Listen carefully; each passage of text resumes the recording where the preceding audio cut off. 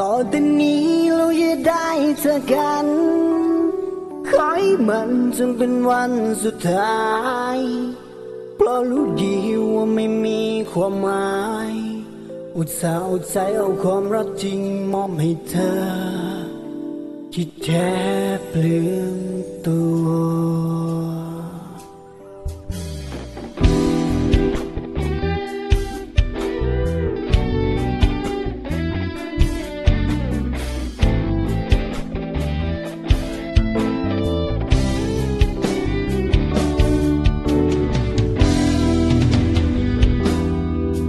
ต่อแต่นี้เราจะได้เจอกัน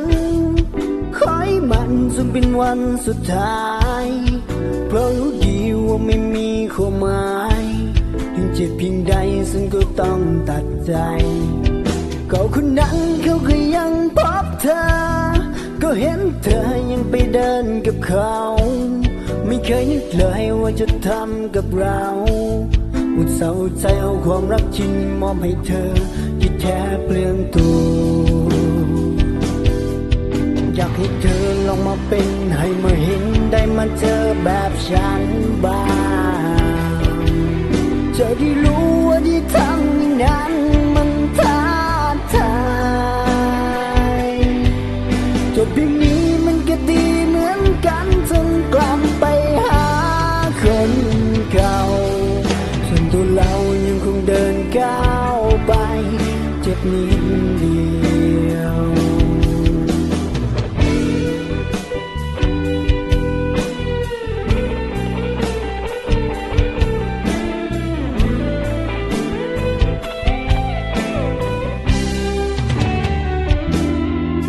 หากจะกันก็ไม่ต้องมาทักคนรักเก่าเขายิ่งดีกว่าฉัน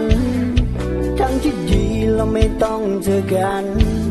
เพราะว่าสิ่งนั้นซึ่งมันไม่ควรก็คนนั้นเขาก็ยังพบเธอก็เห็นเธอยังไปเดินกับเขาไม่เคยนึกเลยว่าจะทำกับเราอุตส่าห์เอาใจเอาความรักจริงมอบให้เธอที่แทบเปลืองตัวอยากให้เธอลองมาเป็นได้มาเห็นลองมาเจอแบบฉันบ้างจะได้รู้ว่าที่ทำอย่างนั้นมันท้าทายจบเพียงนี้มันก็ดีเหมือนกันจงกลับไปหาคนเก่าส่วนตัวเรายังคงเดินก้าวไปเจ็บนิดเดียวอยากให้เธอลองมาเป็นให้มาเห็นได้มาเจอแบบฉันบ้างจะได้รู้ว่าที่ทำอย่างนั้นมันท้าทายจะแค่นี้มันก็ดีเหมือนกันจงกลับไปหาคนเก่าส่วนตัวเรายังคงเดินก้าวไปเจ็บนิดเดียวส่วนตัวเรายังคงเดินก้าวไปเจ็บนิดเดี